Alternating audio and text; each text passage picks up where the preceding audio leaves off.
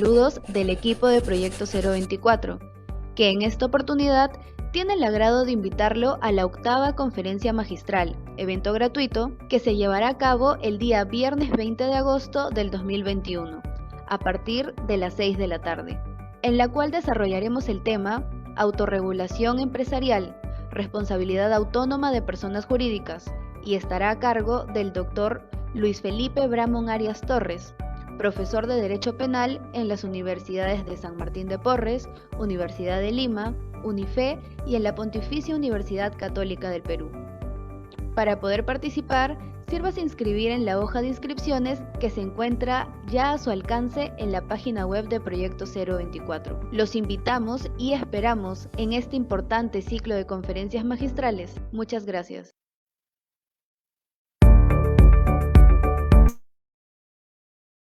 Reciban ustedes los cordiales saludos del equipo de Proyecto 024, que en esta oportunidad tiene el agrado de invitarlo a la octava conferencia magistral, evento gratuito, que se llevará a cabo el día viernes 20 de agosto del 2021, a partir de las 6 de la tarde, en la cual desarrollaremos el tema Autorregulación empresarial, responsabilidad autónoma de personas jurídicas, y estará a cargo del Dr. Luis Felipe Bramón Arias Torres, profesor de Derecho Penal en las universidades de San Martín de Porres, Universidad de Lima, UNIFE y en la Pontificia Universidad Católica del Perú. Para poder participar, sírvase inscribir en la hoja de inscripciones que se encuentra ya a su alcance en la página web de Proyecto 024. Los invitamos y esperamos en este importante ciclo de conferencias magistrales. Muchas gracias. Muy buenas tardes, reciban ustedes los cordiales saludos del equipo de Proyecto 024, que en esta oportunidad tiene el agrado de invitarlo a la octava conferencia magistral, evento gratuito, que se llevará a cabo el día viernes 20 de agosto del 2021, a partir de las 6 de la tarde, en la cual desarrollaremos el tema Autorregulación empresarial, responsabilidad autónoma de personas jurídicas, y estará a cargo del Dr. Luis Felipe Bramón Arias Torres, profesor de Derecho Penal en las universidades de San Martín de Porres, Universidad de Lima, UNIFE y en la Pontificia Universidad Católica del Perú. Para poder participar, sírvase inscribir en la hoja de inscripciones que se encuentra ya a su alcance en la página web de Proyecto 024. Los invitamos y esperamos en este importante ciclo de conferencias magistrales. Muchas gracias. Muy buenas tardes del equipo de Proyecto 024, que en esta oportunidad tiene el agrado de invitarlo a la octava conferencia magistral, evento gratuito, que se llevará a cabo el día viernes 20 de agosto del 2021, a partir de las 6 de la tarde, en la cual desarrollaremos el tema Autorregulación empresarial, responsabilidad autónoma de personas jurídicas, y estará a cargo del Dr. Luis Felipe Bramón Arias Torres, profesor de Derecho Penal en las universidades de San Martín de Porres, Universidad de Lima, UNIFE y en la Pontificia Universidad Católica del Perú. Para poder participar, sírvase inscribir en la hoja de inscripciones que se encuentra ya a su alcance en la página web de Proyecto 024. Los invitamos y esperamos en este importante ciclo de conferencias magistrales. Muchas gracias.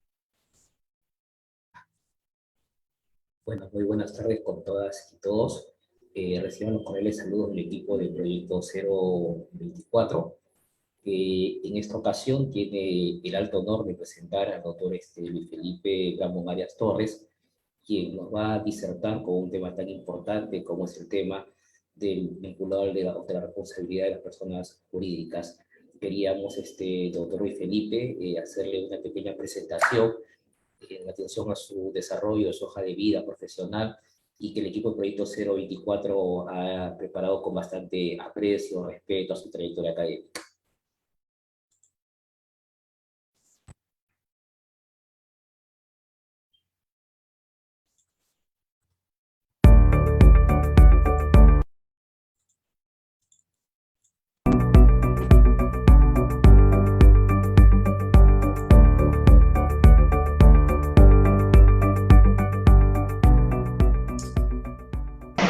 Muy buenas tardes, reciban ustedes los cordiales saludos del equipo de Proyecto 024, que, siguiendo con el ciclo de conferencias magistrales, tiene el agrado de darle la bienvenida a esta octava conferencia magistral en la que desarrollaremos el tema Autorregulación empresarial, responsabilidad autónoma de personas jurídicas, y estará a cargo del doctor Luis Felipe Bramón Arias Torres, abogado por la Pontificia Universidad Católica del Perú, maestro en Ciencias Penales con la tesis La tipificación del delito de defraudación tributaria en la Ley Penal Tributaria por la Universidad de San Martín de Porres, con estudios de doctorado en la misma casa de estudios. En referencia al tema de la docencia académica, el doctor Luis Felipe Bramón Arias Torres realiza actividades en diversas universidades del país, como la Pontificia Universidad Católica del Perú, Universidad Femenina del Sagrado Corazón, UNIFE, Universidad de Lima y Universidad de San Martín de Porres, en los cuales imparte los cursos en pregrado y posgrado, tales como Derecho Penal, Parte General y Especial, Derecho Penal Tributario, Derecho Penal Económico, Derecho Penal, Delitos contra la Administración Pública, Derecho Penal, Delitos contra el Orden Económico y Financiero, entre otros. Asimismo, el doctor Luis Felipe Bramón Arias Torres ha sido abogado defensor para el Ministerio de Transportes y Comunicaciones, la Superintendencia Nacional de Aduanas y de Administración Tributaria, SUNAT, Provías Nacional, así como de Proinversión. El doctor Luis Felipe Bramón Arias Torres ha participado como expositor en numerosas intervenciones para entidades del Estado y privadas, tanto a nivel nacional como internacional, en congresos y jornadas académicas desarrollando temas como justicia penal juvenil, aspectos del derecho penal general peruano, interpretación de los delitos contenidos en la Ley Penal Tributaria, defraudación tributaria y derecho tributario, los procesos penales en materia tributaria, entre otros. En cuanto a su producción académica, entre sus innumerables producciones y publicaciones destacan las modalidades del delito de defraudación tributaria, interpretación sistemática de los delitos previstos en la Ley Penal Tributaria, el ejercicio de la acción penal en los delitos tributarios y el Código Procesal Penal de 2004, los ilícitos tributarios, respuesta penal o administrativa, entre otros. No nos queda más que darle el agradecimiento respectivo al doctor Luis Felipe Bramón Arias Torres por su presencia el día de hoy y por acompañarnos con su importante tema, autorregulación empresarial, responsabilidad autónoma de personas jurídicas. Buenas tardes, doctor Luis Felipe. Reciban los cordiales saludos del equipo Proyecto 024. Muchas gracias por acompañarnos el día de hoy. Espero que le haya gustado esta breve presentación de su trayectoria bastante amplia y le doy la palabra para que nos pueda acompañar con su disertación el día de hoy. Muchas gracias. Ok. Buenas tardes con todos. En primer lugar, agradecer a Proyecto 024 por la invitación para poder compartir con ustedes algunas reflexiones sobre la autorresponsabilidad penal empresarial y la responsabilidad autónoma de las personas jurídicas. Agradecer en especial al doctor Luis Ichi, con quien tengo una amistad de larga data y un respeto profesional a lo largo de muchos años, así como una relación muy intensa con mi familia. Quería, para ello, y para poder alcanzar a ustedes una exposición más ordenada, que me permitan colocar una presentación. No sé si es posible que me permitan compartir esta presentación. ¿Quién es la persona que me puede ayudar? Sí, Vamos a ver. sí, está como anfitrión. Ya lo puedo. Ok, perfecto, ya está. Entonces, vamos a utilizar esta presentación como guía para que ustedes y yo podamos seguir de la mejor manera este tema.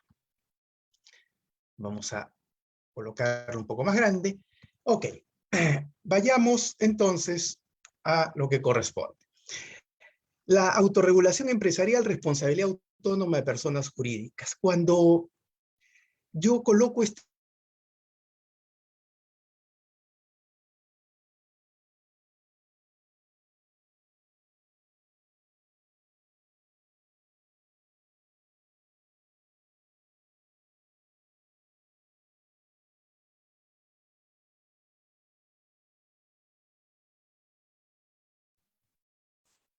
Ok, repito. Cuando trabajemos este tema de autorregulación empresarial, responsabilidad autónoma de las personas jurídicas, el propio título ya tiene un significado que debemos tomar en cuenta. Cuando hablamos de autorregulación empresarial, estamos dándole una importancia a la empresa como casi un sujeto de derechos y obligaciones frente al derecho. No necesariamente frente al derecho penal, que es lo que trataremos de explorar ahora, pero no hay duda que la empresa tiene una presencia hoy día en la vida social, cuestión sobre la cual insistiremos un poco más a lo largo de la presentación. Y cuando hablamos de la segunda parte del título que colocamos, responsabilidad autónoma de personas jurídicas, estamos tratando de indicar que este tema lo que busca en estricto es establecer si la persona jurídica va a responder penalmente por un hecho propio, por un hecho que es atribuible a ella misma. Esos son los dos temas que yo quisiera, por el momento, que queden en sus mentes para proseguir con la presentación. Vayamos a lo que he denominado yo estado de la cuestión, es decir, en qué nivel nos encontramos ahora sobre este tema de autorregulación empresarial. Y tenemos nosotros lo siguiente. Tenemos, por un lado, que ya la ley positiva ha comenzado a incluir determinadas medidas aplicables a las personas jurídicas cuando está involucrada, eso es lo que dice el acuerdo plenario que tiene nuestra Corte Suprema, en la comisión de un delito. Utiliza esta palabra que es una palabra bastante equívoca, ¿no? Involucrada. Vamos a ver de qué se trata eso. Entonces ya tenemos nosotros en la ley positiva determinadas consecuencias para las personas jurídicas cuando está involucrada en un delito.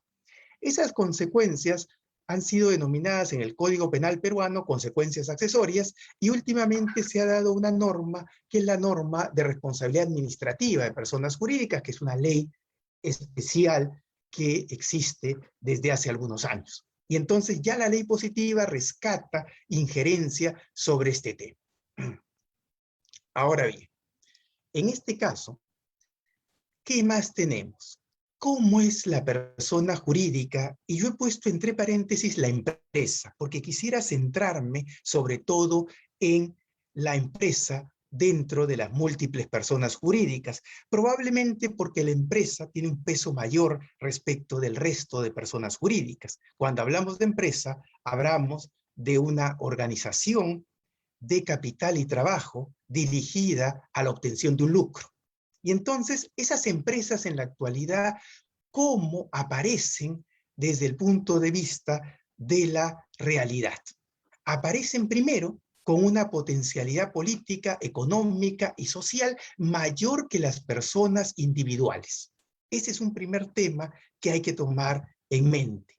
Es decir, estamos hablando no de cualquier organización de personas, sino de una organización de personas que tiene una gran fuerza en la vida social, fuerza política, para, por ejemplo, discutir la implementación de ciertas normas, la implementación de ciertas reglas, la dirección de cómo ejercer el poder. Tiene sin duda también potencialidad económica.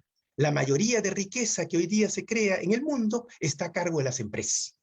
Hace poco leía yo una noticia respecto de las 100 entidades que producen mayor riqueza en el mundo. Estaban obviamente los estados, pero dentro de esos 100 sujetos que producen mayor riqueza en el mundo, más de la mitad eran empresas. Es decir, la enorme potencialidad económica y también, obviamente, la potencialidad social que tienen las empresas. Hoy en día también hay que tomar en cuenta que las empresas tienen una estructura organizacional.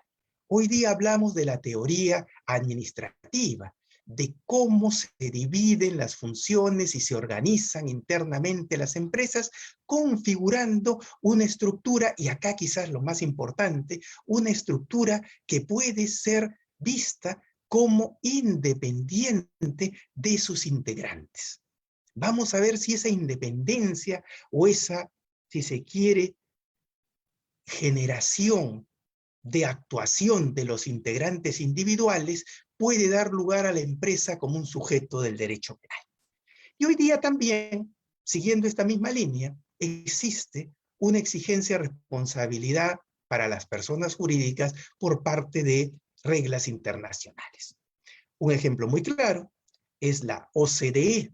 Ustedes conocen este convenio, que es un organismo para el comercio y desarrollo económico, OCDE, para que los países puedan ingresar en este club exclusivo que permite transferir bienes y servicios sin mayores limitaciones, es decir, un club en el cual nosotros podríamos comerciar y recibir bienes de muchos países que son del primer mundo. Exige, por ejemplo, entre varios aspectos, la responsabilidad de las personas jurídicas. Y es por eso que los países que quieren ingresar a la OCDE tienen que fomentar en sus reglas internas la responsabilidad de las personas jurídicas. No estoy diciendo necesariamente una responsabilidad penal, pero sí encaminado a hacerlas responsables de las conductas que desarrollan. Ahora bien, ¿qué más tenemos? Tenemos también nosotros que en el caso de las empresas, de las personas jurídicas en general, pero en las empresas en particular, el riesgo que se produce de su propia actividad es un riesgo que requiere ser entendido, conocido, detectado, identificado, y que lamentablemente el Estado no tiene la capacidad, porque no tiene los recursos técnicos y tecnológicos para cumplir con ese objetivo. Y entonces está ocurriendo en todo el mundo que se le encarga a la propia empresa a que ella establezca cuáles son los riesgos que produce su actividad. Nosotros le denominamos a eso en el mundo del derecho el compliance, ¿no? El compliance, que no solo es penal, también es tributario, también es aduanero, también es societario, es laboral, etcétera, etcétera. Hoy en día se entiende que es la propia empresa quien tiene el mejor lugar o la mejor posición para poder establecer cuáles son los riesgos de su propia actividad. Y además, eso ayuda, sin duda, en establecer a los sujetos competentes por esos riesgos. Y de alguna manera también ayuda pues a la determinación de la responsabilidad individual. Entonces, todo eso tenemos dentro de aspectos generales. Todavía tenemos algunos aspectos más. ¿Qué ocurre hoy en día o hasta hace muy poco? Es muy difícil establecer en el ámbito de la actividad empresarial quién puede ser identificado como responsable. ¿Por qué? Porque la división del trabajo en una organización empresarial limita el establecer qué sujetos son competentes para cada acto. Limita también los conocimientos que los sujetos pueden acceder respecto de los hechos que objetivamente pueden ser un aporte al delito. Y entonces lo que viene ocurriendo en el mundo en general es que se produce una irresponsabilidad organizada. La empresa está involucrada en un delito, no se puede determinar a ningún sujeto en su interior individualmente responsable, y entonces no responde ni la empresa, ni tampoco responde ningún sujeto. Aquí tenemos dos niveles. El primer nivel es que la propia estructura organizativa genera una estructura compleja para establecer imputación de responsabilidad. Pero surge además también la posibilidad de que la propia estructura organizativa plantee dentro de sus fines una planificación para evitar que se pueda establecer quiénes son los sujetos competentes y responsables individuales. Y entonces en esa situación surge para muchos la necesidad de hacer responsable a la propia empresa, ya que a veces es muy difícil hacer responsable a sus integrantes. Ahora bien, incluso en aquellos casos en que sea posible identificar al responsable individual, eso parece insuficiente, porque la empresa va a continuar funcionando, ¿no? La estructura organizativa sigue funcionando. Imaginemos una empresa transnacional que cotiza en bolsa y tiene una serie de gerentes de línea. Alguno de ellos es encontrado responsable, es sancionado y la empresa seguirá su marcha con otro gerente, porque cualquier persona es intercambiable. Cualquier persona es intercambiable. Entonces la estructura organizativa no sufrirá ningún desmedro. Es por eso que incluso cuando se puede encontrar al responsable individual, eso parece insuficiente para enfrentar el problema de la criminalidad empresarial. Y el último punto, entre los aspectos generales, es la insuficiencia de responsabilidad extrapenal, porque es obvio que hay una responsabilidad extrapenal cuando la empresa está involucrada en un delito. Una responsabilidad de orden a veces administrativo o una responsabilidad a veces de orden civil. Sin embargo, esas dos responsabilidades son insuficientes para conseguir los fines de prevención de esas conductas. El tema de la responsabilidad administrativa y civil muchas veces se reduce a un tema de costos. Es decir, ¿cuánto me cuesta arriesgarme en ser identificado como responsable de estos actos a nivel civil o administrativo? Y en función de ello, entonces, obviamente, la empresa asume el costo y sigue funcionando. Imagínense ustedes, por ejemplo, las multas que se han impuesto en Europa a empresas tan grandes como Microsoft, ¿no? 1.000 millones de euros pagados inmediatamente, seguramente trasladando ese monto a los consumidores a razón de elevar quizás 1 o 2 centavos en los programas o software que producen las empresas en mención. Entonces, esa es la situación actual. Estando a esta situación, entonces, surgen dos modelos. Voy a hablar de ambos, muy poco del modelo de heteroresponsabilidad para llegar a nuestro tema específico. Cuando el derecho penal quiere enfrentar a las personas jurídicas y a las empresas, sobre todo, para hacerlas responsables de los delitos que se cometen en su actividad, tiene dos formas de acercamiento. En realidad hasta tres, pero hemos preferido colocar solo dos. La primera, el modelo por atribución. Le atribuyo el hecho de la persona natural que actúa en su nombre o de la persona individual que actúa en su nombre. A eso lo llamamos heteroresponsabilidad. En realidad, es el sistema más sencillo. ¿Por qué? Porque el derecho penal sigue con sus criterios usuales para atribuir responsabilidad a la persona individual. Y una vez que identifica que la persona individual tiene alguna conexión con la persona jurídica, entonces sanciona también a la persona jurídica. ¿Qué conexión se utiliza? La conexión usualmente de llevar a cabo la gestión de la persona jurídica, o la conexión de ser representante de la persona jurídica, o la conexión vinculada a que la persona jurídica recibe un beneficio con el actuar de esta persona individual.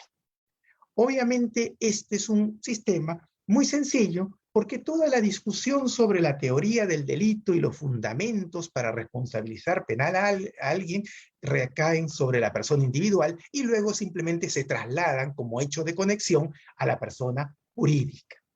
Ahora bien, el mayor problema es que muchas veces el hecho punible individual, a pesar que es llevado a cabo por el representante, no involucra una conexión suficiente con la persona jurídica.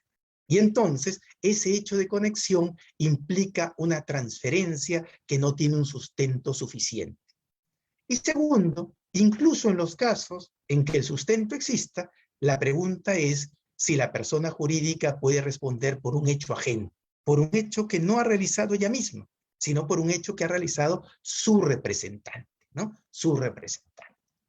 Justamente frente a estos problemas o dificultades de la teoría vinculada al modelo de heteroresponsabilidad, surge la teoría o modelo por el hecho propio, o llamado también autorresponsabilidad de la persona jurídica.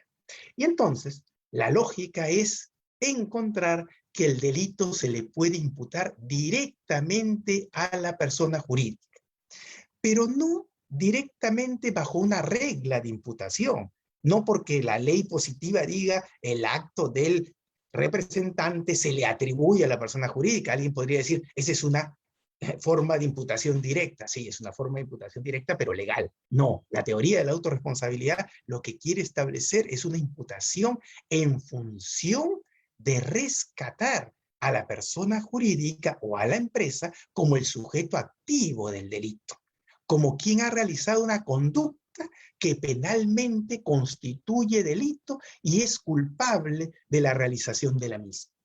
Entonces, aquí, obviamente, las propuestas que han surgido están vinculadas a establecer o imputar a la persona jurídica la realización de una conducta con tipicidad desde el punto de vista de la realización de la conducta prevista en el tipo, con imputación objetiva, con imputación subjetiva y luego con culpabilidad a la propia persona jurídica. Es el tema que nos ocupa el día de hoy. Obviamente, los problemas más complicados son establecer cuál es el acto propio de la persona jurídica, que debe ser distinto al acto de su representante. Entonces, allí tenemos un primer problema. Y segundo, tenemos que establecer los aspectos subjetivos que son imputados a la persona jurídica. El dolo, la culpa y luego la culpabilidad o responsabilidad. Bien, vayamos a ver cómo eso puede presentarse en este momento. Cuando yo analizo estos temas, me encuentro con lo siguiente. Ya de alguna manera había mencionado esto. Estamos frente a una nueva realidad social. Estamos frente a una sociedad de riesgos en el cual las actividades y relaciones humanas están sujetas a muchos riesgos. Riesgos producto del avance técnico o tecnológico. Riesgo producto de los inventos. Riesgos productos de las nuevas formas de producción. Riesgos producto de las consecuencias de esas nuevas formas de producción, por ejemplo, el medio ambiente. Entonces vivimos en una sociedad de riesgos. Obviamente, aceptamos el riesgo hasta cierto nivel. Pero hoy en día surge lo siguiente. Esta sociedad de riesgos o los riesgos que podemos nosotros visibilizar cada vez son más evidentes que provienen de sociedad de organizaciones. Ahora, nosotros para cubrir nuestras necesidades públicas recurrimos pues a entes privados, a empresas. ¿Quién nos da el servicio de Internet? Una empresa. ¿Quién nos da el servicio de energía eléctrica? Una empresa. ¿Quién nos da el servicio de agua? Una empresa. ¿Quién nos da el servicio de producción y de entrega de alimentos? Empresas. Es decir, hoy día vivimos en una sociedad de organizaciones. Hoy día la producción individual es prácticamente inexistente. Ahora la producción de la cual las sociedades modernas gozan y disfrutan es de la producción a través de las grandes empresas. Y entonces las organizaciones empresariales hoy día unen justamente la forma en que esta sociedad de organizaciones se relaciona con el riesgo. La organización empresarial, por eso para muchos, se convierte, en términos generales, como un garante respecto de las actividades que realiza, un garante de los riesgos que produce, incluso un garante de los riesgos que desconoce y luego puede ser identificados a lo largo del tiempo. Es decir, esa función de garantía no termina al producir, sino termina incluso en la fase de consumo o en la fase en que estos bienes están todavía en el mercado, ¿no? Y claro, el gran problema es que la organización empresarial en sí misma tiene una división y descentralización de funciones que están encaminadas a optimizar su labor, a realizarla de la manera más beneficiosa desde el punto de vista económico. Y entonces eso involucra un sistema empresarial. Los sistemas empresariales son, igual que cualquier otro sistema, mecanismos de facilitación para una actividad. Cuando nosotros en el derecho penal, por ejemplo, queremos saber si hay un delito, utilizamos el sistema del delito. Y entonces nos hacemos preguntas específicas respecto de la conducta para saber si hay delito. No inventamos demasiado, no nos preguntamos filosóficamente o fenomenológicamente por qué debe ser castigado un hecho con una pena. Utilizamos un sistema. Eso facilita tanto la labor del juzgador como de la fiscalía, como de los abogados. Igual en la empresa también tiene un sistema, no solamente que no es un sistema dedicado a temas jurídicos, un sistema para realizar sus actividades. Ese sistema obviamente facilita la labor de sus integrantes, Cuando alguien ingresa a una empresa, no dice, voy a ver qué me corresponde hacer, sino ya hay un sistema establecido, qué le corresponde hacer, cuáles son sus límites, a quién debe informar, cuándo debe informar, qué ocurre si no tiene una respuesta luego de cierto tiempo de haber informado, con lo cual hay un sistema. Nos facilita una actividad. Sí, la actividad empresarial también se facilita a través de un sistema. Si nosotros lográramos demostrar que el sistema empresarial es independiente de los integrantes que lo conforman, o por lo menos tiene una fuerza decisiva en las acciones de los integrantes, entonces el sistema empresarial puede ser, en buena cuenta, un ente que va a responder penalmente. Vamos a seguir en esa línea y vamos a tratar de ir evidenciando esto. Esta es una diapositiva que confirma de alguna manera lo dicho hasta ahora. Las formas de regulación estatal frente a los riesgos empresariales pueden ser tres, dicho en grandes rasgos, ¿no? Uno, de forma directa. Es decir, el propio Estado va a tener que determinar los riesgos que genera cada empresa. Gran inconveniente, la dificultad de detectar e identificar nuevos riesgos. La empresa no puede, en buena cuenta, saber siquiera ella los riesgos de su propia actividad hasta que pueda conocerlos. Imagínense, el Estado está todavía más lejos que ello. Una empresa que produce productos químicos o que produce medicamentos, ¿podrá darse cuenta de los daños que producen estos medicamentos? Sí, seguramente no al momento de producción, pero sí al momento en que se están distribuyendo o ya están insertos en el mercado por las investigaciones, el monitoreo que realizan o por las denuncias que reciben. Pero el Estado va a estar muy lejos de detectar esos riesgos, con lo cual la forma de regulación estatal directa fracasaría con los riesgos empresariales, llegaría muy tarde el Estado. Otro mecanismo es una forma de regulación que hace el Estado a través de los gremios. En lugar de identificar los riesgos de cada empresa, le pido a los gremios que me identifiquen los riesgos que produce el sector de empresas que forman parte de ese gremio. Por ejemplo, le pido a la Cámara Peruana de la Construcción que me informe los riesgos empresariales que producen las empresas constructoras. Le pido a la FENACREP, Federación Nacional de Cooperativas de Ahorro y Crédito, que me indique los riesgos que producen las cooperativas de ahorro y crédito que trabajan con fondos de sus asociados. En buena cuenta, la lógica gremial es un mecanismo que permite, de un lado, que haya un filtro hacia el Estado. Es decir, un ente con más especialización, con más cercanía al funcionamiento de una actividad empresarial, puede detectar los riesgos.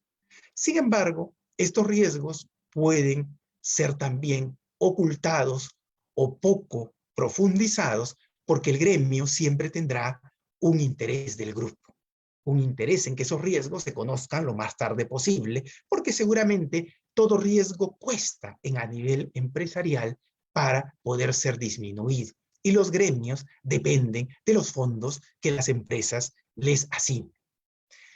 Finalmente, y llegamos al tema que nos interesa, es la autorregulación regulada. Y entonces, ¿qué hace el Estado? El Estado lo que hace es, le asigna a la empresa la detección e identificación de riesgos. Le dice, usted, empresa, tiene que cumplir con las reglas jurídicas. Las reglas jurídicas es no dañar bienes jurídicos en el caso que nos interesa a nosotros. Y entonces, para no dañar bienes jurídicos, usted tiene que crear algún mecanismo para evitar estos riesgos. Tiene que identificarlos, tiene que evitarlos, tiene que monitorearlos, tiene que informarlos, y entonces usted, empresa, es la que tiene el mejor lugar para identificar esos riesgos. Y en ese sentido, entonces la autorregulación regulada es decirle a la empresa, usted misma va a fijar sus reglas respecto a los riesgos que genera su actividad empresarial. Pero yo le voy a dar algunos niveles generales, no de los riesgos, sino de cómo debe trabajar para identificar los riesgos. Por ejemplo, debe tener un oficial de cumplimiento, alguien responsable que el sistema de detección de riesgo funcione.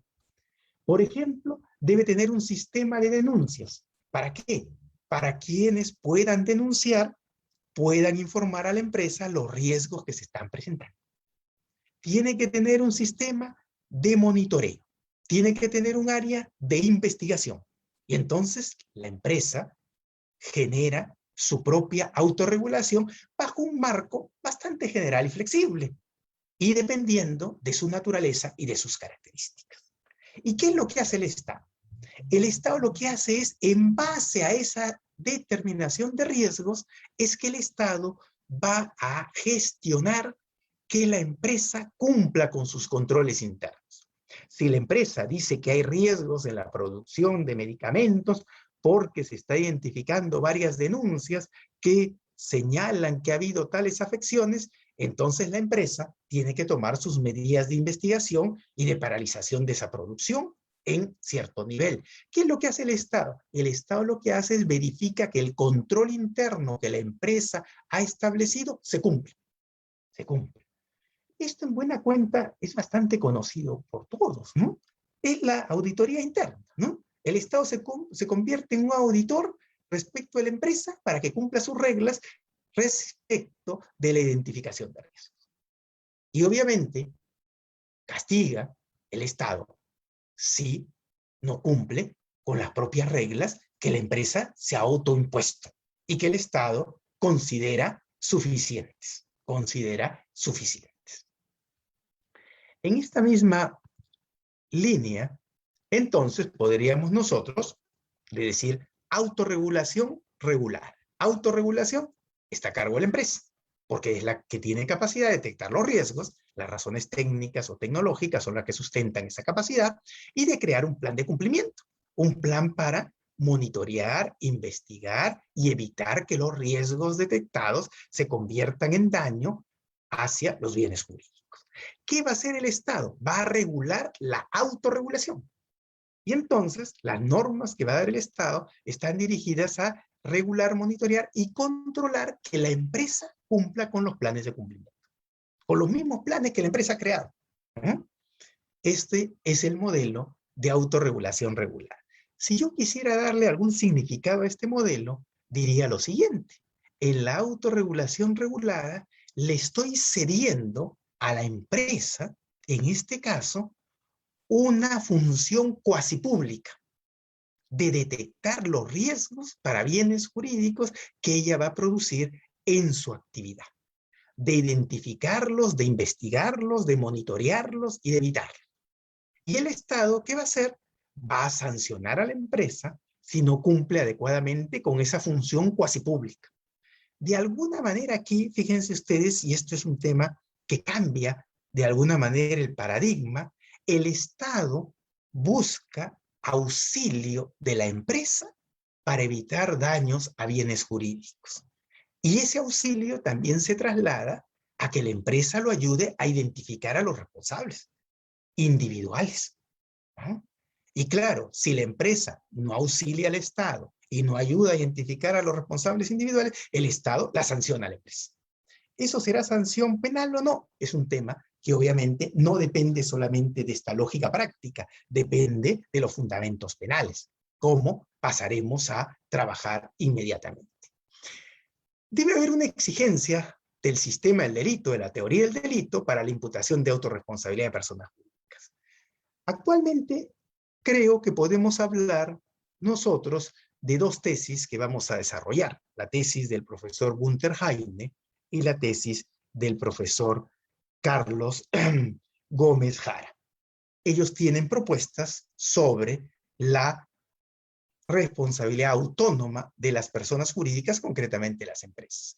Pero yo creo que un punto de partida, antes de trabajar muy brevemente esas dos propuestas, es la siguiente. En el caso de las personas jurídicas, podemos tener tres opciones.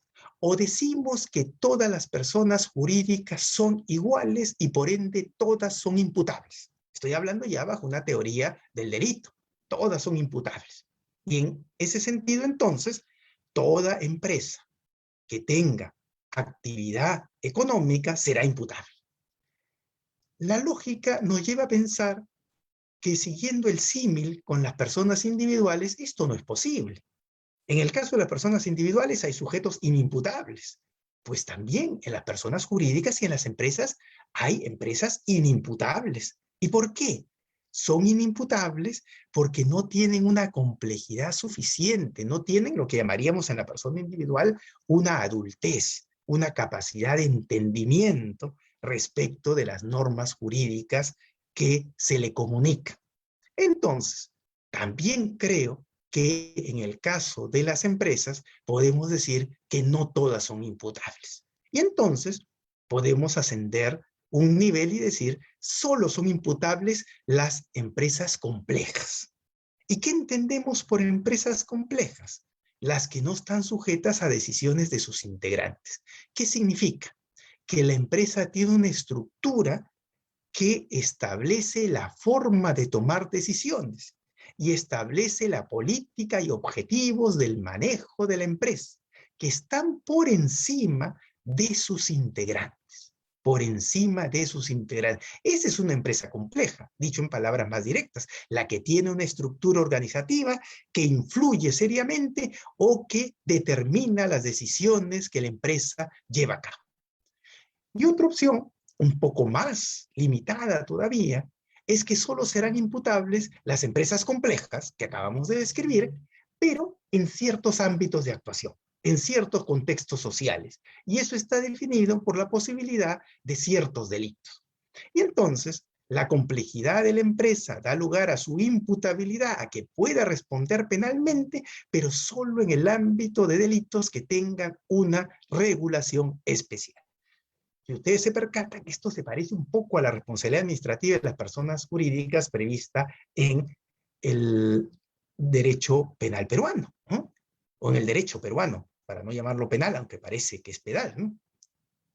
Que lo que sostiene es que solo por ciertos delitos las empresas tienen que establecer planes de prevención de riesgos y responden, en este caso, si ese plan de prevención de riesgos no es razonablemente adecuado para evitar esos delitos, ¿no? Entonces, allí parece que está inmerso este tema de la imputabilidad. ¿Cuál es la posición del profesor Jaime? La posición del profesor Jaime parte de algo que ya hemos mencionado, ¿no? Es decir, hay una ausencia de efectividad preventiva en las actividades empresariales, ¿no? Las normas que se aplican no generan prevención de las conductas que realizan las empresas. Hay un déficit de prevención individual. Inclusive la prevención individual es difícil cuando la actividad es de la empresa. ¿Por qué? Porque la empresa tiene una organización que dificulta la identificación del responsable. Y el uso de medios alternativos, en buena cuenta, no parece suficiente. Es decir, la reparación de daños, que es un tema civil, o las inversiones que tiene que hacer la empresa en seguridad empresarial, parece que no son medios suficientes para evitar los riesgos que produce la empresa. Y entonces, el profesor Jaime nos dice, ¿y cuál es la relación de la empresa y el Estado? Que es la que acabamos de mencionar. La empresa tiene un potencial, dice el profesor Jaime, material y un poder social más allá de los individuos. Es decir, tiene más peso que un individuo concreto. Y además, ese mayor peso se ve sobre todo en la determinación de los riesgos, que es lo que hablábamos hace un momento. Necesidad e imposibilidad del Estado de controlar procesos socialmente peligrosos. Falta de conocimiento de parte del Estado para prevenir y adaptarse a los nuevos riesgos. Y entonces, ¿el nuevo paradigma cuál es? El nuevo paradigma es que el Estado se va a ubicar en una posición distinta y va a decir que su función es controlar que la empresa cumpla con sus controles internos. La empresa define los riesgos, evita los riesgos y el Estado controla que la empresa cumpla con esa actividad. ¿Qué es lo que nos dice el profesor Jaime ligado a la imputabilidad? Dice, la empresa adquiere en el tiempo complejidad suficiente. Es decir, se convierte en un sistema que responde en su organización y en sus decisiones a las propias reglas del sistema, que con el tiempo se van creando y no dependen de conductas individuales. La conducta individual no puede ir contra el sistema empresarial. El sistema empresarial es el que fijará la forma de tomar decisiones o fijará en buena cuenta las decisiones que hay que seguir. Entonces, la consecuencia es reconocer a la empresa como un sistema empresarial que tiene libertad organizativa, y eso está previsto en las normas, ¿no? Las normas le dan libertad de constituirse, libertad de contratar, libertad de contratación. Y entonces tiene libertad organizativa. ¿Y cuál es la otra cara de la libertad organizativa? La otra cara es la responsabilidad. Claro, vamos a ver si es la penal la que cabe o no.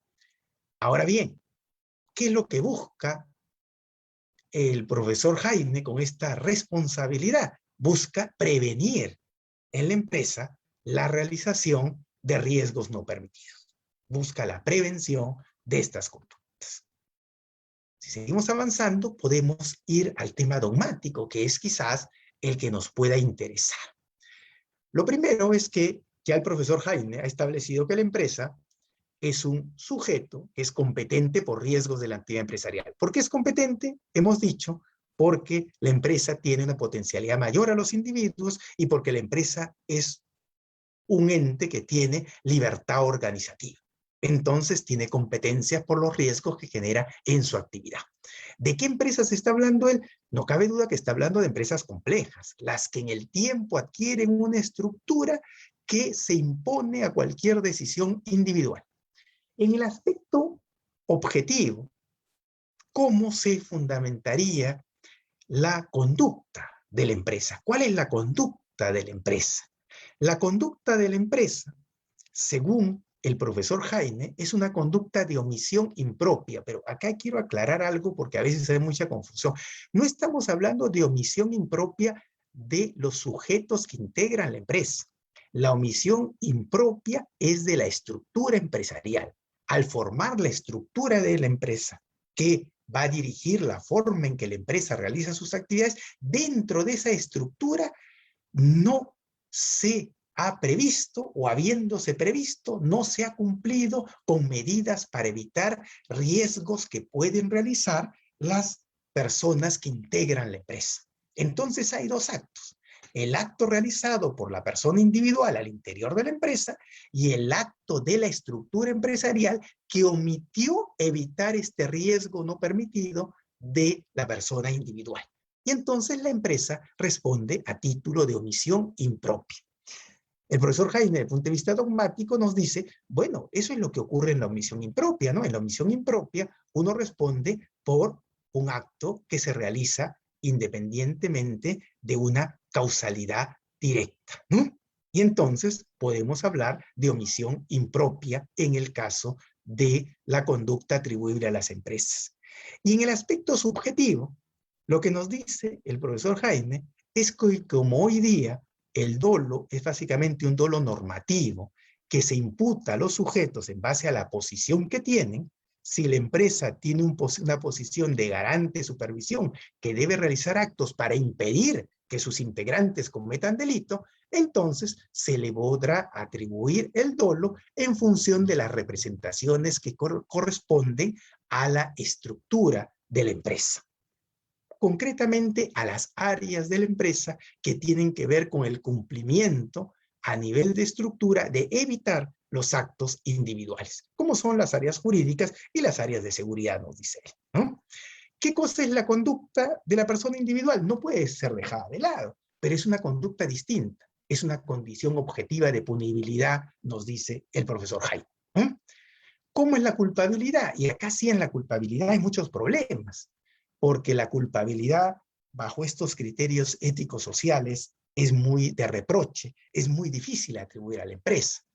Y entonces el profesor Jaime utiliza algo que en principio parece muy criticable, que es que la culpabilidad se da por la conducta, por la forma de comportarse de la empresa, ¿no? Lo que nos hace pensar, y ahí venía la crítica, en un derecho penal de autor. Yo sanciono a la empresa porque durante su actividad se comporta sin preocuparse por el cumplimiento de las reglas, sin tomar medidas para que la estructura empresarial funcione o para que sea adecuada en evitar riesgos no permitidos. Eso es lo que nos dice el profesor Jaime.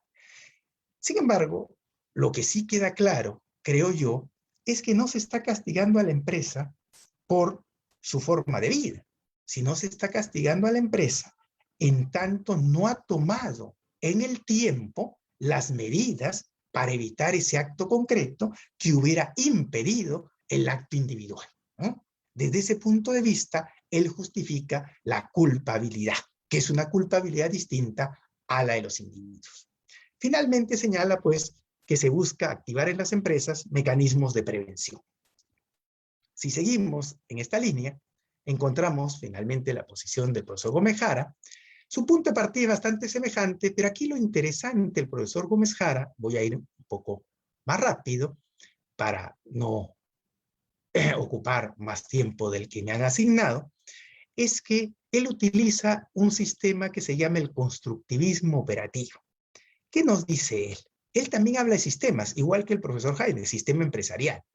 Solo que el profesor Gómez Jara, siguiendo al profesor Luhmann, lo que nos habla es de que los sistemas, o dentro de los sistemas, hay sistemas autorreferenciales. Es decir, sistemas que se reproducen a sí mismos, que se mantienen a sí mismos en el tiempo y de que, en buena cuenta, generan su propia autoconducción, autodeterminación y con ello su autorreferencialidad.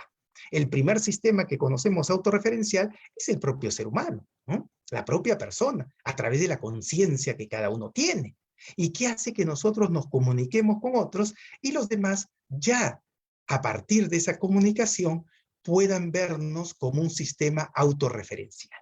Un sistema que va a dar respuestas en base a ciertos criterios previamente establecidos bajo el conocimiento comunicativo. Por ejemplo, yo sé que algunos amigos míos nunca me prestarían dinero. Ya los conozco, sé que son muy buenos amigos, pero en dinero no entran ellos a prestar dinero. Son autorreferenciales y eso me confirma la autorreferencialidad. Nunca van a prestar dinero a nadie.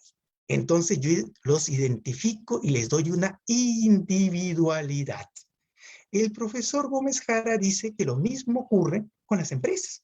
Las empresas también son sistemas autorreferenciales, no basados en la conciencia, porque no tienen conciencia, sino basados en las comunicaciones, en la forma en cómo realizan la actividad para tomar decisiones. Y entonces, él nos habla de que siendo así, las empresas que son sistemas autorreferenciales serán imputables. Las que no llegan a ese nivel de complejidad todavía no serán imputables, serán inimputables. En este contexto, entonces, el profesor Gómez Jara nos dice lo siguiente. Vayamos a empezar por la imputabilidad. Nos dice que las empresas tienen una autorreferencialidad. Y él identifica autorreferencialidad en un sistema en función de que el sujeto frente a los o las interacciones que se producen genera un programa de decisiones, tiene una estructura para tomar decisiones y luego toma las decisiones que a su vez confirman su identidad. Y entonces dice que las empresas que se relacionan con el mundo externo y tienen un sistema de reglas para analizar los problemas bajo variables constantes que las empresas toman como reglas de su propia actividad y de su filosofía de actividad empresarial, entonces toman en función de ellas decisiones y ratifican su identidad. Y esas empresas son aquellas que podemos llamar nosotros de complejidad interna suficiente para ser sujetos del derecho penal. Y esas empresas son competentes porque toman sus propias decisiones por encima de sus integrantes o tienen lo que podríamos llamar una seria influencia y hasta determinante en las decisiones de sus integrantes. Entonces hablamos de competencias sobre ámbitos de organización, que es lo que ya hablábamos anteriormente, la libertad organizativa que tiene la empresa y la capacidad de autoorganizarse, de autodeterminarse, de autoconducirse. Y el dolo estaría dado en este caso por en buena cuenta, las comunicaciones internas. No hablamos de las comunicaciones de sus integrantes, porque eso es parte del dolo individual, en todo caso, de la prueba del dolo individual. Hablamos de las comunicaciones entre la estructura, de cómo ingresan los problemas, las inquietudes que la estructura organizacional debe resolver. Si hay comunicación de esos problemas de acuerdo al programa de decisiones, hay dolo, ¿no? Y la conducta individual solo es reflejo de la organización defectuosa. Miren ustedes, tanto en la posición del profesor Jaime como del profesor Gómez Jara, no se puede dejar la conducta individual. El tema es si esa conducta individual es la conducta que se le atribuye a la empresa. Para ellos, no. En el caso del profesor Jaime, es una condición objetiva de punibilidad. Y en el caso del profesor Gómez Jara, es simplemente un reflejo de esa organización defectuosa, de ese modo de trabajo no conforme a las reglas o expectativas que se esperan de la persona jurídica.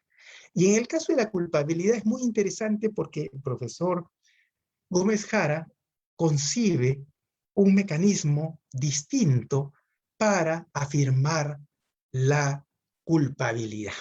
¿Cuál es el mecanismo distinto? El profesor Gómez Jara dice que para ser culpable en un determinado estado hay que ser ciudadano de ese estado. Es decir, ser identificado como integrante de ese estado y tener capacidad participativa en ese estado. ¿Participativa en qué? En la formación de normas. Porque quien interviene en la formación de normas, entonces también está obligado a cumplirlas, aunque la norma finalmente diga algo distinto a la propuesta de quien intervino en la formación de esas normas. Y entonces él afirma que las empresas, a través de su libertad de expresión, se relacionan en los estados a nivel de tener participación en la formación de normas, ¿no? Yo comentaba a mis alumnos hace unos semestres, por ejemplo, sobre estas normas de AFP que finalmente se dieron algunas y que las propias AFPs trataban de explicar por qué esas normas podían ser dañinas. ¿Qué es lo que está haciendo la AFP? De acuerdo al profesor Gómez Jara, estaría interviniendo en la formación de esa norma, tratando de que esa norma se dé de cierta forma o no se apruebe de cierta otra forma, ¿no? Y de esta manera, entonces, habría culpabilidad en la persona jurídica. Y el fin de la pena también sería preventivo, pero en buena cuenta habla de una retribución comunicativa, es decir, no de un dolor penal, porque no hay dolor en estricto en la propia persona jurídica, pero sí hay una retribución comunicativa respecto de señalar que la conducta desarrollada por la estructura organizacional no está conforme a derecho y por ende se le establece una sanción. En el derecho penal peruano, ¿qué tenemos? Ya para terminar, en el derecho penal peruano tenemos las consecuencias accesorias que yo mencioné como ley positiva en el artículo 105 del Código Penal, y también en leyes penales especiales como la ley penal tributaria, la ley de delitos aduaneros, la ley de criminalidad organizada, la ley de lavado de activos. También hay consecuencias accesorias. ¿Cuáles son los requisitos? Los requisitos son un hecho punible realizado por una persona individual en la actuación para la persona jurídica. Este hecho punible obviamente debe ser realizado utilizando la actividad de la persona jurídica o utilizando su organización para favorecerlo o encubrirlo. Y se establece a través del acuerdo plenario, porque esto no está tan claro en la norma expresa, por lo menos, la necesidad de una peligrosidad objetiva de la persona jurídica. Si yo analizo esta propuesta, parece que esta propuesta es un modelo de heteroresponsabilidad. Se transfiere la responsabilidad de la persona individual a la persona jurídica. Pero como esa transferencia parece excesiva, si es que no hay algo propio de la persona jurídica, entonces se habla de la peligrosidad objetiva, como la habla el acuerdo plenario. Quizás la peligrosidad objetiva quede en función de los derechos que tienen las personas jurídicas, de que no se les podría castigar por el hecho simplemente de sus representantes, con lo cual se requiere algo en ellas para conectar una respuesta sancionatoria. Y por eso tenemos esta forma en nuestro Código Penal. Esto sería una heteroresponsabilidad. Y tenemos las medidas administrativas aplicables a las personas jurídicas. Y tenemos como requisitos que solo determinados delitos, bajo una definición distinta de persona jurídica, ¿no? Que incluye a entes que no tienen personalidad jurídica, como las sociedades irregulares, por ejemplo, ¿no? Pero que para el derecho penal podrían tener consecuencias sancionatorias. Ahora, los delitos también tienen que ser cometidos por personas individuales y se insiste en el hecho de conexión. Debe estar conectado con la persona jurídica porque deben ser realizados en su nombre y por cuenta de la persona jurídica. Y se insiste en un nivel mayor de conexión. Debe haber un beneficio directo o indirecto para la persona jurídica, de tal manera que el hecho de conexión es un hecho de conexión calificado. Hasta aquí heterorresponsabilidad, pero luego se exige que para sancionar a la persona jurídica debe haber ausencia de la adopción e implementación de un modelo de prevención adecuado a la naturaleza de sus actividades. Lo que llamamos nosotros los planes de prevención de riesgos. Si la empresa tiene planes de prevención de riesgos y son adecuados para evitar los riesgos de los delitos que finalmente se imputan a sus integrantes, entonces la empresa no responde. Aquí estoy incluyendo como eximente, porque así lo dice la ley, como eximente un criterio que sí es propio de responsabilidad de la persona jurídica, es decir, su organización correcta, su organización correcta. Si no hay organización defectuosa porque tiene planes de prevención, entonces no responde. La pregunta es, ¿esa eximente hace que podamos hablar, en este caso de la ley 3424, de responsabilidad autónoma? Yo creo que no. Yo creo que es un elemento que podemos llamarlo como eximente por falta de tipicidad, yo diría incluso por falta de imputación objetiva, pero no es que revele un mecanismo de responsabilidad autónoma de la persona jurídica, sino solamente lo que revela es un atisbo de un camino a seguir para ir encontrando en la propia persona jurídica el fundamento de las sanciones que se le van a imponer.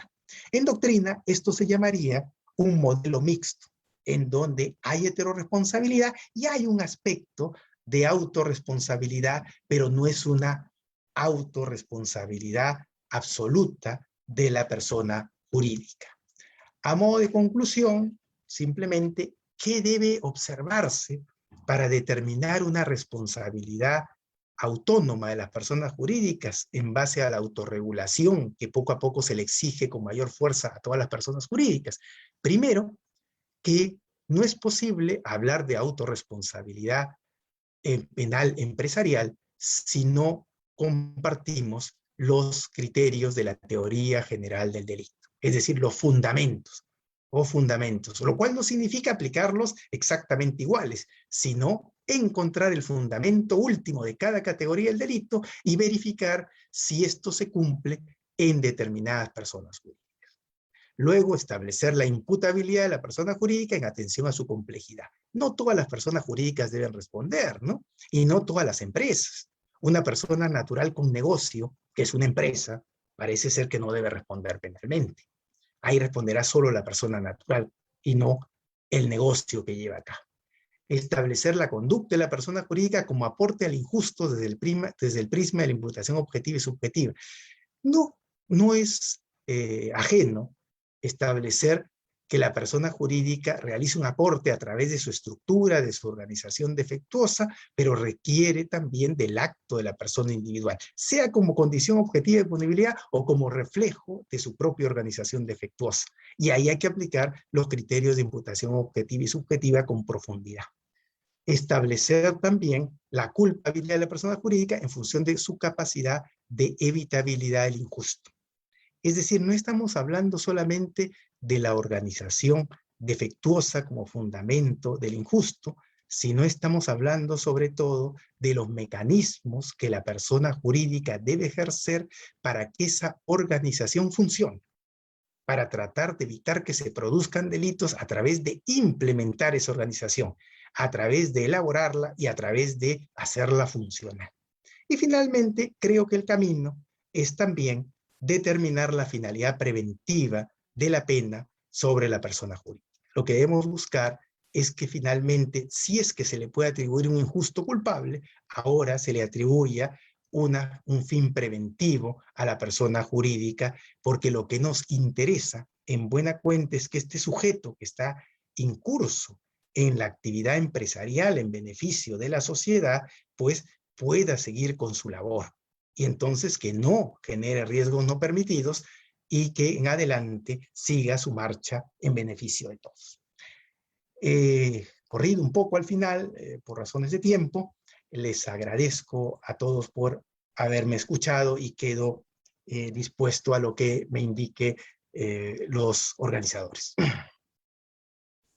Bueno, muchas gracias, estimado profesor, por su brillante exposición en un tema bastante importante, actual, como es el tema de personas jurídicas, y quería justamente dar la palabra a alguno de los participantes para ver si había alguna duda, por favor, al respecto, alguna consulta, por favor.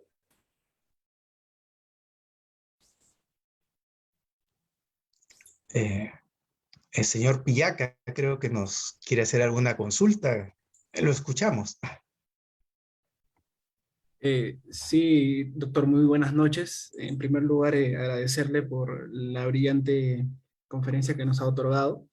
Y más que nada era una pregunta, porque si bien la multa también existe como pena para personas físicas, es necesario distinguir esta multa entre la multa para personas físicas y para las personas jurídicas. En este caso, una multa penal y una multa administrativa. No sé si me podría ayudar en esa diferencia. Muchas gracias. Gracias, sí. Bueno, ese es un tema bastante complejo que parte en realidad del objetivo que quiere plantear la multa, ¿no? Cuando hablamos de responsabilidad administrativa, hablamos de una multa, y cuando hablamos de responsabilidad penal, a veces hablamos de una pena. Sin embargo, la lógica es que la multa administrativa, en principio, lo que busca es que el sujeto quede convencido de que su actuar es un actuar contrario a la norma de orden administrativo. Mientras que en el caso de la multa penal, hablamos en la realidad de un castigo por la afectación a un bien jurídico. De tal manera que en principio, y esto obviamente no se sigue con la legislación comparada, las multas penales deberían ser mayores a las multas administrativas. Y acá sí quiero darle a usted quizás más confusión, porque muchas veces en nuestro ordenamiento jurídico, sobre todo en el ámbito económico, las multas administrativas son más drásticas que las penales. Y entonces, como son más drásticas, en buena cuenta hablamos nosotros de que a veces los sujetos quieren ir al lado penal para recibir sanciones y evitar la multa administrativa. Eso ocurría en el ámbito tributario, por ejemplo, cuando había una multa del décuplo, es decir, 10 veces el tributo dejado de pagar. Y entonces al sujeto le convenía más irse al lado penal y recibir la multa que esté en función de los días multa. Sin embargo, también quisiera reflexionar, sin dar una respuesta absoluta, que hoy día, en función del non bis in idem, se está discutiendo si en el caso de las multas administrativas y luego la imposición de una multa penal, podría tomarse en cuenta la multa administrativa para reducir la multa penal. Por ejemplo, alguien lo condena en el ámbito tributario a una multa que equivale, digamos, a 20.000 soles, y en el ámbito penal lo condenan a una multa que equivale a 40.000 soles. Las últimas tendencias, porque le es muy difícil distinguir los destinos de cada multa, es reducir la multa de 40.000 en el ámbito penal, restándole 20.000 y solo que pague los 20.000. Eso va del lado de lo que inicialmente le decía. Parece muy difícil distinguir una multa de otra cuando ambas parece ser que están defendiendo el mismo bien jurídico, ¿no? Pero es un tema que le agradezco la pregunta porque hay que tenerlo presente, ¿no? Gracias por la respuesta, doctor. Acá hay una pregunta de Facebook que viene de una servidora de la Corte Superior de Justicia de la Libertad. Primero dice: felicitaciones por su ponencia. Estimado profesor, tengo cerca de 10 años trabajando para el Poder Judicial y nunca he visto alguna sentencia que involucre a alguna persona jurídica. ¿A qué cree usted que se debe la falta de sanciones a personas jurídicas, más aún si evidencia que están vinculados hoy al crimen organizado? Ok, a ver. En esa pregunta hay muchos temas inmersos. El primero es, efectivamente, no hay demasiadas condenas a las personas jurídicas. Y las condenas, en realidad, las pocas que hay, las consecuencias accesorias que se aplican, son consecuencias accesorias que ni siquiera cumplen con una motivación suficiente, pero tampoco son impugnadas. Tampoco son impugnadas. ¿Qué es lo que ocurre? Y esto creo que es un tema ya de ver a nuestro país desde un esquema distinto a la legislación comparada. Todavía en nuestro país, las empresas involucradas en delito no tienen una presencia que involucre su continuidad en la actividad empresarial. ¿Qué significa esto? Que una vez que una empresa esté involucrada en un delito acá en el Perú, la empresa desaparece o, de hecho, deja de funcionar. Entonces, nadie se ocupa de la empresa y a veces yo les diría, ni los fiscales ni los jueces se ocupan también de la empresa.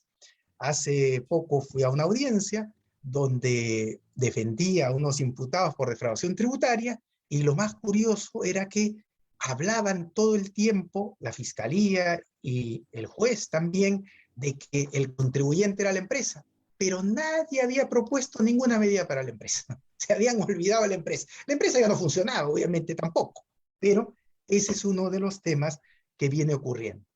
Y segundo, sobre la criminalidad organizada, ahí hay un tema aún más difícil, porque creo que sí se debe distinguir entre organización empresarial y organización criminal. Y todos los sustentos que yo he pretendido dar en esta charla van dirigidas a la organización empresarial, pero no a la organización criminal, que se sigue bajo otras reglas. Y que en realidad yo diría que no es una empresa en sentido económico, es una empresa del crimen, que es otra cosa, ¿no? Es una empresa del crimen. Entonces, obviamente, en las organizaciones criminales hay dos problemas que podría yo ver de inicio. El primero, que al no ser empresas desde el punto de vista jurídico, yo no les puedo imponer sanciones directas a esas empresas porque no existe. Es una organización criminal de personas.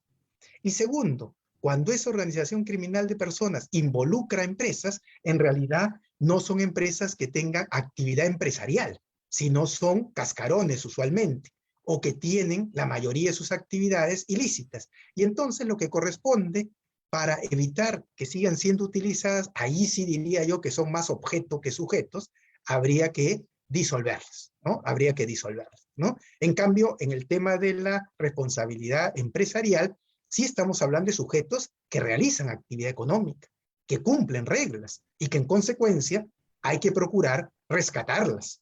Y finalmente, si no es posible, habrá que aplicarles consecuencias accesorias. Y ahí viene todo otro tema que no lo he desarrollado, pero lo dejo expuesto. Las consecuencias accesorias muchas veces las leemos en el Código Penal y pensamos en medidas muy semejantes a las administrativas, lo cual es cierto en parte, pero si uno lee con calma, toda consecuencia accesoria que sea aplicada es una consecuencia que generalmente haría desaparecer a la empresa. Oiga, si a una empresa le digo que no tenga actividad 2 años, ya no va a poder reintegrarse al mercado, va a ser muy difícil. Imagínense ustedes lo que ocurrió en la pandemia. Con 3 o 4 meses desaparecieron un montón de empresas. Si yo le digo 2 años no funcionas, ya no va a reintegrarse. Entonces, creo que hay que tomar en cuenta que esas sanciones, que como dice la pregunta, no se aplican mucho, en realidad son sanciones muy drásticas, ¿no? Muy drásticas y que de ser impuestas prácticamente harían que la empresa desaparezca en la mayoría de casos, ¿no? Sí, muchas gracias, profesor, por su brillante respuesta y también gracias a la doctora por su pregunta. Hay una última pregunta que viene de Centroamérica, ¿no? Viene por Facebook y obviamente es una plataforma de acá. Dice abogado, buenas tardes. Es que abogado, buenas tardes, ellos dicen abogado, por si acaso, dice abogado, buenas tardes, ¿no? Brillante exposición. Usted hablaba de las sociedades de riesgo al comienzo de su exposición. Hoy se habla mucho de un componente de los llamados delitos cibernéticos. Quería saber, obviamente, si este componente adicional generaría un plus adicional en el riesgo y en las medidas de prevención actualmente en la lucha para sancionar a personas jurídicas. Sí, Esa pregunta en realidad es una pregunta que hay que ir mirándola en el tiempo, ¿no? Cuando se habla de los componentes cibernéticos, en realidad se alude mucho a los temas también de inteligencia artificial, ¿no? Y entonces, hoy en día, acá en el Perú también, casi es imposible cuando uno quiere hacer un reclamo a una empresa, conversar con algún responsable. Primero tiene que conversar con 10 máquinas que le dan diversas respuestas y lo van guiando, y a veces uno se confunde en apretar el botón si es lo que quería o no quería.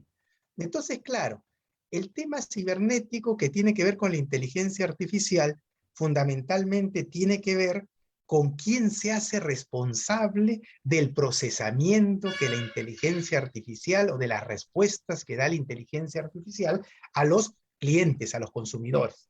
Y creo que incrementa el problema, ¿no? Porque incrementa un problema tecnológico. ¿Qué ocurre si alguien ha diseñado un sistema? Y cuando uno diseña un sistema, hay la fase de elaboración del sistema y la fase de la producción del sistema. En la elaboración, las pautas pueden ser muy claras, pero quizás en la producción e implementación del sistema, las pautas que se realizan son distintas. ¿Responderá quién? ¿Responderá la empresa que ha ordenado que se elabore un sistema bajo tales características cuando el sistema falle? Yo creo que allí sin duda se van a incrementar los problemas, pero bajo la lógica de que debe haber un monitoreo permanente y una labor de investigación de las empresas, de todos los mecanismos de relación con su entorno. Es obvio que los mecanismos cibernéticos, la inteligencia artificial y los procesamientos que se puedan producir tienen que verse desde la óptica de una organización de la empresa que busque evitar esos riesgos. Y obviamente allí nos vamos a encontrar muchas veces con fallas en las cuales la gran discusión va a ser si es que se puede castigar a la empresa por una imputación culposa respecto de un daño que está previsto en la ley penal como doloso. Ahí vamos a tener muchos problemas, pero creo que por ello es necesario ir pensando en una responsabilidad autónoma de las personas jurídicas para poder manejar estos temas de forma separada o independiente de la responsabilidad individual, aunque relacional, ¿no? Muchas Eso gracias. sería. Muchas gracias al doctor Mario Ruiz de El Salvador, en la plataforma que sale para Centroamérica. Gracias a usted, doctor Luis Felipe, por su brillante exposición. De verdad que para nosotros es un honor tenerlo a usted, más aún por el cariño, el aprecio, el respeto a usted, a su familia. Y queríamos cerrar este tema de su presentación, agradeciendo también a los amigos del primero, del virtual, del Facebook de Perú, el Facebook de Centroamérica, con un pequeño reconocimiento virtual, ya que no podemos hacer de carácter físico, y ojalá le guste este pequeño. Preséntate, le den la palabra de la despedida, por favor. Ok. Ojalá se pueda ver.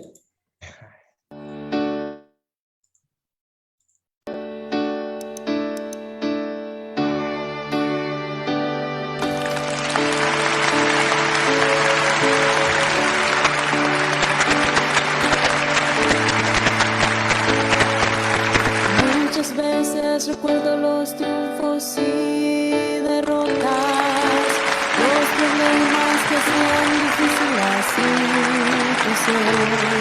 Mi deseo de triunfar siempre fue mayor, y veo llegar el día que tanto esperé.